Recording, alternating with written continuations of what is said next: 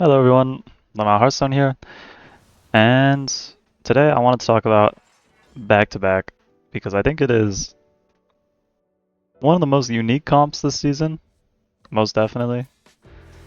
Um, for those of you that don't know, back-to-back is a tavern spell, tier 4, give a minion 4/4, and then it improves your future back-to-backs by the amount that you just played a back-to-back for. So if you played 1, the next one will give an extra 4/4, so it'll give 8/8. And then that'll improve your next one by 4/4, so then it'll give 12/12. And it keeps going. Which doesn't sound too bad until you realize there's ways to dupe tavern spells very easily with Cataclysmic Harbinger, which is the main centerpiece of the comp, which is a tier 5 minion, no type minion. At the end of your turn, get a copy of the last tavern spell you played. So if you run this with a few Drukhari's, pretty easy to get 10 back-to-backs every single turn. Which, once again, is not too bad until you also throw in that it works with spell scaling. So for example, if you have an extra 1/1 spell scaling, your back-to-backs will play as +5/+5 and improve your future back-to-backs by +5/+5. I don't really know how the math works out, but long story short, it starts to steamroll incredibly quickly because you're getting the benefits of all of your past back-to-backs on all your future back-to-backs. But even that wouldn't be too broken. The main abuser is, as with most comps, Belinda Stonehearth. Tier 6, also no type minion. Whenever you play a spell on a friendly minion that targets a friendly minion, double it. And this works exceptionally well with back-to-back because not only does it double cast the back-to-back, it also counts as twice as much scaling. So your back-to-backs will improve twice as fast. If you have a Belinda on the board, 3 times as fast if you have a golden Belinda. It gets out of hand very, very quickly. I'm sure most of you watching this video are familiar with the comp because it is quite popular. It's one of those very flashy comps where it gets really, really insanely high numbers. It's one of those like high roll comps where if everything's going great and you have all the pieces early, it's amazing. You're winning every lobby, you're having a great time. But I wanted to talk about it a bit because I think it's one of those comps where it is incredibly flashy and strong, and it's in every single lobby, which is very strange for any comp to be a no-type comp. Um, like in theory, if you have enough money, you can always force this comp, you can always get it, no matter what elements are in, and it's pretty much always an S-tier comp too, which is also very strange. Like it is a meta comp, so to speak. But it's not as oppressive as I think people think it is, and I wanted to talk about ways to play it, ways to play around it, some of its weaknesses, some of its strengths. So let's get into it. First things first, I'm playing Pyramid. I don't think he's that good of a hero, but I like him because he smooths out your curve, so he lets you level very easily. You don't have to go 3-on-3 on this hero ever, because you just hero power turn 3, which is nice. Other than that, I don't have anything to say about the hero. But how do you start back-to-back? I think the best way to start back-to-back is Cataclysmic Harbinger. You need that end of turn spell generation. Sometimes people find back-to-back in the shop and they think, oh great, I'm going to roll until I find Harbinger. That's the wrong way to do it. You should just always look for Harbinger first. Harbinger is just a good card on its own. A lot of people undervalue it, but it actually is kind of nutty when you think about it. Most tavern spells are good in the game, especially when you get to choose which one you dupe. Think like Strike Oil, for example, a very easy one to understand. You just get a max gold every turn. You basically created a buddy with a tier 5 minion. Same with Planar Telescope, any of the free refreshes, Careful Investment, anything that makes you money is almost always amazing. There's a lot of comps that enjoy having Harbingers in them as well, specifically end of turn. So think Murlocs like to run the cousins with Drukhari. You can throw a Harbinger in there with the Murloc spell, Conch I believe it's called, that gives you 2 Murlocs whenever you play it. That feels great, ton of Murloc generation. Same with the spell scaling stuff for pirates. Sometimes, most of the time, pirates run Brazen Buccaneer, and sometimes Lost City Looters. And you know what's better than a Lost City Looter? Tier 5 minion that guarantees the bounty you want every single time, because you can just dupe your last played bounty, which is normally going to be the gold bounty or the extra minion type bounty. So I'd always start with Harbinger. I think Harbinger is just a good card on its own. I think you should just be buying Harbinger in general. And once you start buying Harbinger, then you'll start having opportunities to play back-to-back. And I say opportunities to play back-to-back because I really do think it's very easy to get baited into going back-to-back. You really need the stars to align for back-to-back to work. There have been many a game where I've gotten a Harbinger or two, and I've got back-to-back, and then I never find spell scaling, or I never find Belinda, or I never find Drakari. And then you're kind of dead in the water, and you're not really scaling, you're not really doing anything. You can't really pivot into any other comps. You're not making any money really because you're duping 2 back-to-backs every turn, and it starts to get really bad really fast. So I think my first tip would be don't commit until you're absolutely certain. I'd say once you're making like maybe 4 back-to-backs per turn, or if you have a Belinda, that's when I would commit. Until then, I would just run Harbingers on the side. What you'll notice a lot of higher MMR players doing too, which is a good habit to get into, is if they're playing a bunch of Tavern spells and they just randomly generated a back-to-back, they'll play that one last, so that if they roll into a Harbinger on the next turn, they can go for back-to-back if they want to. It's a very small microplay, but it does add up because you don't really want to hold the back-to-back in your hand if you're not actually playing back-to-back, because then you're just losing out on stats. So you kind of get to eat your cake and have it too, so to speak. I forgot what the expression is, that's probably wrong. But that's a good habit to get into. But yes, so I would wait until you're getting at least 4 back-to-backs before actually committing the comp. Now, there are surprisingly easy ways to do this. First and foremost, Drakari, obviously. End of turn is amazing for this comp. Spell scaling helps a lot, even if you're not making that many back-to-backs. If you have a ton of spell scaling through some other metric, that goes a long way. Upbeat Duo is an amazing card always in these comps where you only need 2 cards really, because he just helps you dupe everything. He works really well with Drakari naturally. Normally I go for my first Upbeat Duo on the Drakari to get another copy. So Upbeat Duo is the tier 5 minion that at the end of every 2 turns get a copy of the minion to the left of it. So I use that first to dupe the Drakari, then your next Upbeat Duo will give even more things, and you can use that for the Harbinger, and then you start getting out of control. And that will get you triples, which maybe finds you Belinda, blah blah blah. The other nice way to do this that I find the most consistent is with Pirates, because like I said, you kind of want Harbingers in your Pirate comp anyways, and Pirates have a lot of money naturally, so they help you find the Drakari, they help you find the Rogers. In general, the more money the better, as always with these comps.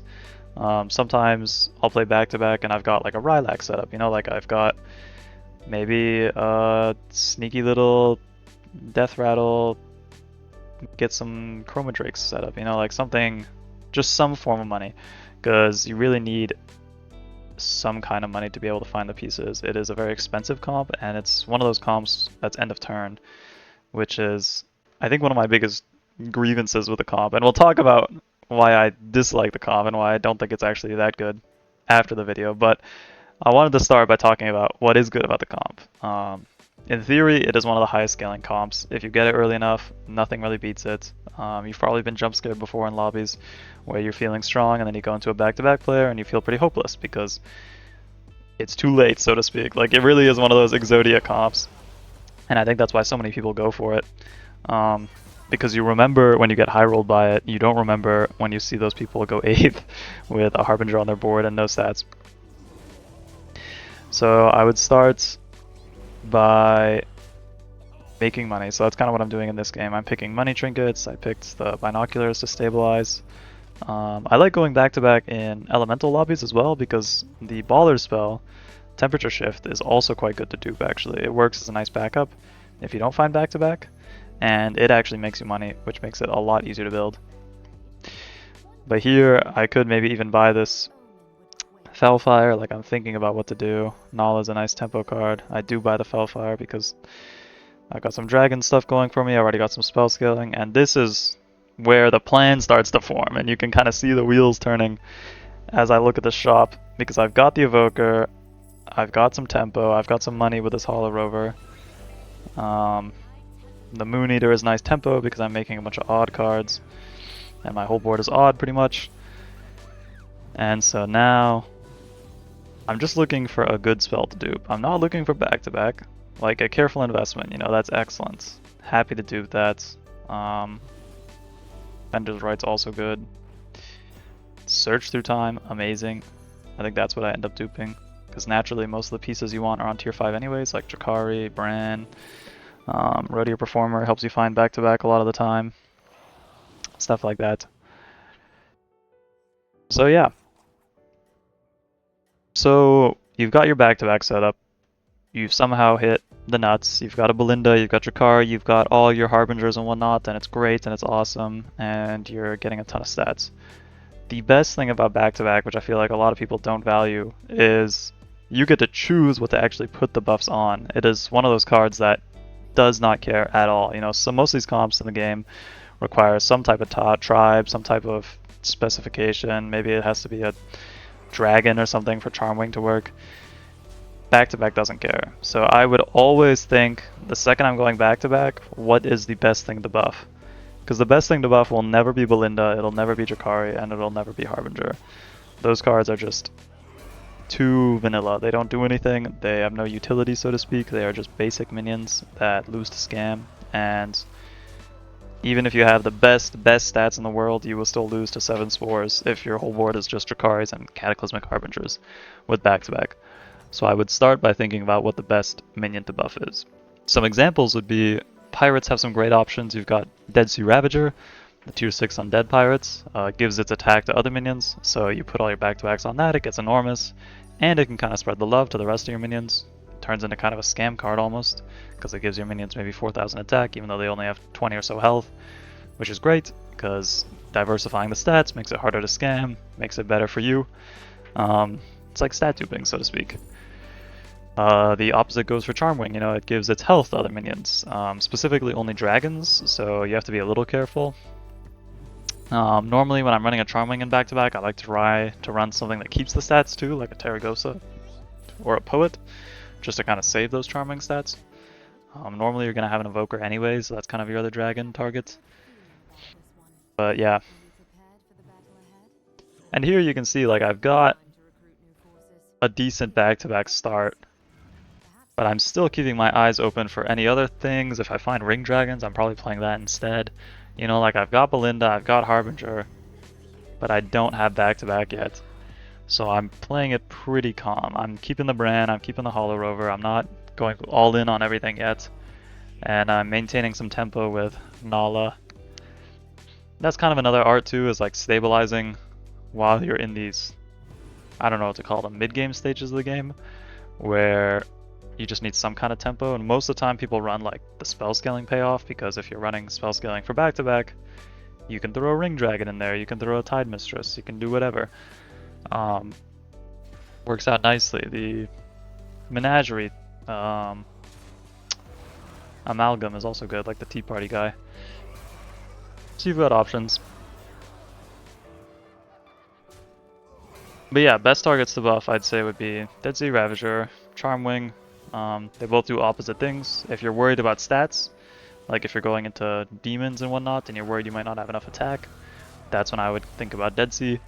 In this lobby it's more so mechs and undead, so I'm worried about health and not being able to survive, so Charmwing's a little better. So that's another thing to think about, is what you're expecting to face in the lobby. For example, if Murlocs are in, maybe you're worried about scams, so then you might go more cleave minions, you know, more wildfires, more pirate cleaves, more cards that have Divine Shield. You know, Deflecto's an excellent target, believe it or not, because you can re-get Divine Shield, so if you run a couple of those, buff them a ton, works out great. So you can really be as creative as you want. I mean, sometimes you don't get the best minion ever and you just start buffing anything with Divine Shield. Like even this Hollow Rover is not a bad target, you know, it makes money. It's a mech, so you can get Accordatrons on it with a Battlecry guy. Here I get one of those amazing trinkets for back-to-back, which I think is another reason why it's so strong. There are some trinkets that work incredibly well. This one that just dupes your warband, obviously amazing in a comp that only needs like 3 minions total, because you just want to get as many of those as possible. Another one that's awesome is Anvil. It triples the stats of your no-type units. That would be the rare case where I'd consider playing back-to-backs on your Harbingers and your Belindas a little bit. But even then, I would still try to run like at least a Humongous or something, just with Divine Shield. Here I'm against dead guys, so I kind of get greedy and roll down a bit for back-to-back, and I end up getting rewarded. And I feel so strong, in fact, that I can sell my Hollow Rover here, which Obviously, like I said, back-to-backs will almost always be high roll games. That's what people won't tell you, and that's what I want to make absolutely clear. This is a great game. Everything lined up nicely in this game. I got all the pieces in time. There are ways to make it smoother by keeping your health, like life total high, by keeping your money high, by having spell scaling, by picking the right trinkets, but at the end of the day, back-to-back is not really a consistent comp. And I think that's one of my biggest grievances with it. Moving into the cons of the comp, so to speak. That's all the benefits. Amazing comp, high scaling comp, tons of flexibility. You can spread out all your stats. Kind of impossible to get scammed once you get going. I remember I was facing a back-to-back player once and I had like 8 scam cards on the board and I thought, oh, for sure I've got this guy. And then he had Golden Expert Aviator on his board, which is the Rally Murloc that summons 2 cards from your hand. And then he had 3,000 Deflectos in his hand that he was summoning because he could buff them in shop before putting them in his hand. So like, the world is your oyster when you play this comp. You can do whatever you desire. It is absolutely insane. And once it gets going, it truly gets going. Now, one last tip is you want to put all your stats on one guy, which is very counterintuitive, but most of the time, if you're against a board full of 300s, one 1000 minion is going to trade down 4 of those, whereas if you spread out all your buffs, maybe you only get to 200, and then they start covering your minions, and it's really bad.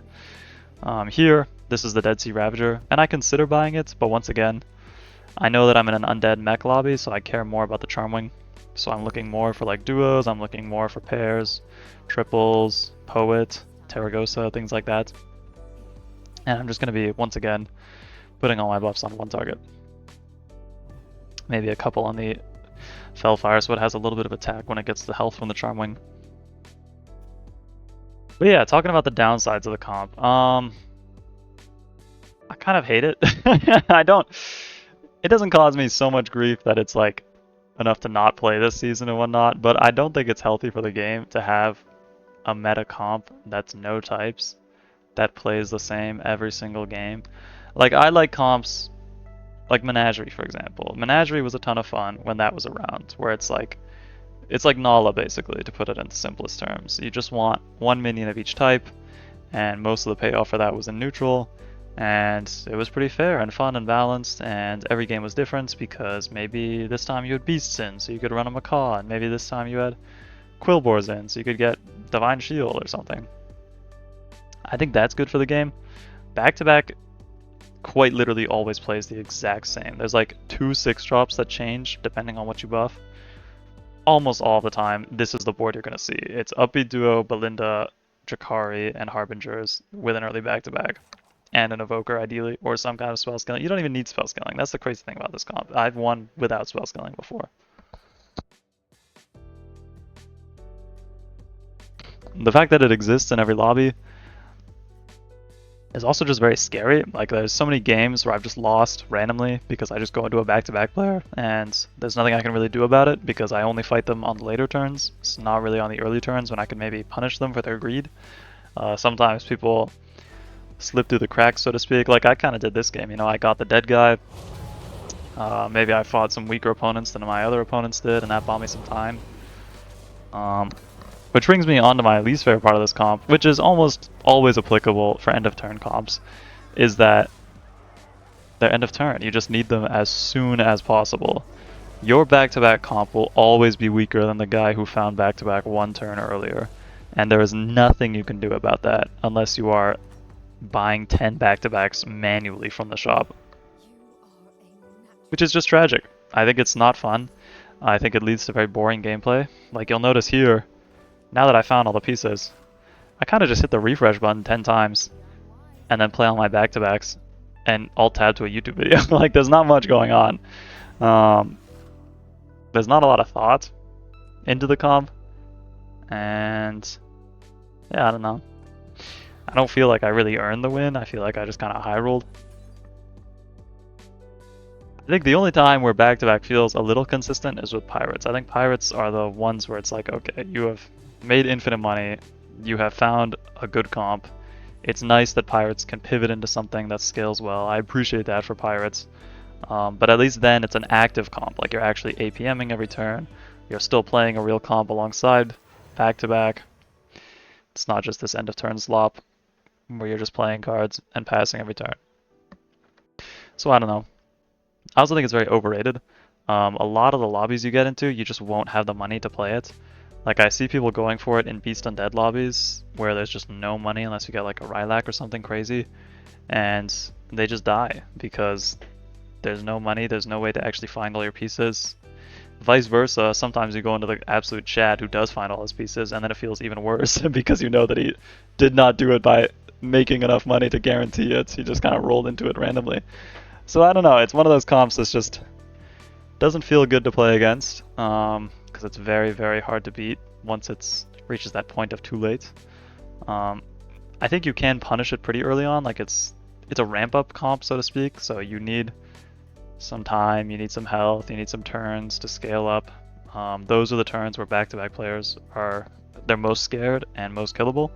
So if you can run some extra scam and whatnot, but even then, it's just, I don't know, like a comp that warps how you play the game because you're afraid of it later on in the game is probably just not good for the game. And I don't really know what I would fix about the comp. I think the greatest offender in most of these comps is Belinda. I think Belinda's a cool card, awesome card. Probably just works a little too well with some cards. Back to back especially. Because I like Harbinger on its own. Harbinger on its own is fine. I think Uppy Duo is fine. I think Jakari is fine. None of these things are too scary, too crazy. You can achieve all these stats by playing regular comps. It really is Belinda that just absolutely propels this comp into unforeseen levels. But yeah, you can just see here, like it's turn 11, and I've got 10,000 health minions pretty much.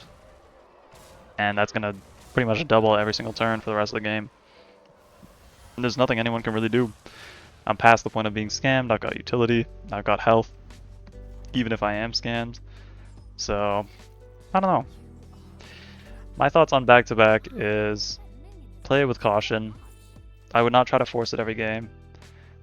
Wait until you at least are generating 2 or more back-to-backs and have spell scaling and have Belinda, which I know is a big checklist, but I think you will find that if you don't keep all of that in mind and you just play normally, you will have games where you just force back-to-back when you don't actually have enough pieces and you just end up losing.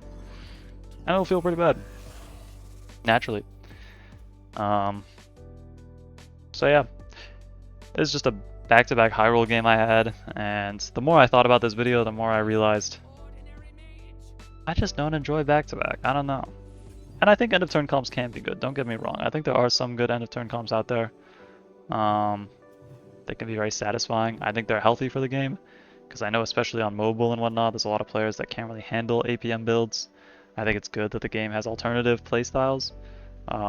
Not everyone should have to be doing 100 actions per minute to get any amount of stats. I don't think that's a reasonable assumption.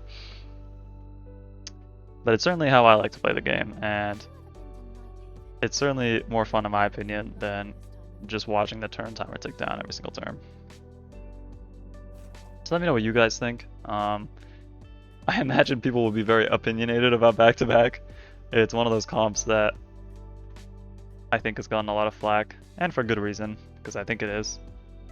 It's just a strange comp. It's one of those comps that breaks the traditional rules of the game, which is that each lobby feels unique because you have different tribe combinations, whereas back-to-back kind of subverts that and just lets you play the same comp or run into the same comp over and over again. I've had games where I've just lost to back-to-back 3 games in a row, and yeah, I mean, when I think about the game, how could I have played differently? I couldn't really have. I had to face the back-to-back player earlier so that I could kill them before they got to farm off all the lower MMR players in the lobby who didn't get to kill them in time, and now I have to deal with the issue, you know? Like, there's no real way to play around it. Scam is the one good thing, obviously, especially if people aren't good at playing back-to-back. Like, I've given you the tips to beat Scam. If people don't know that, and they do just buff Belinda, you can punish them very easily by running a ton of Scam.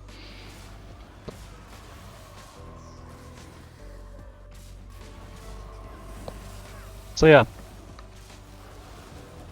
I'll let the rest of the video play, but let me know what you guys think in the comments about back-to-back. If anything I said you agree with, anything you don't agree with. These are just my candid thoughts, and you never know, my thoughts might change. The nerf to back-to-back was amazing. I can't believe it would retroactively get all the spell buffs, that was insane. But I still think it's just one of those comps that it doesn't spark joy. That's how I would finish it off. It doesn't spark joy. Thank you so much for watching, and yeah, see you in the next video.